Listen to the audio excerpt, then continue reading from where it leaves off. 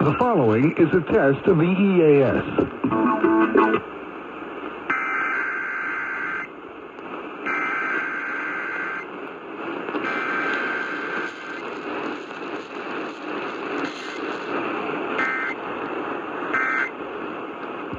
This station is testing its emergency alert equipment. The EAS provides timely emergency warnings.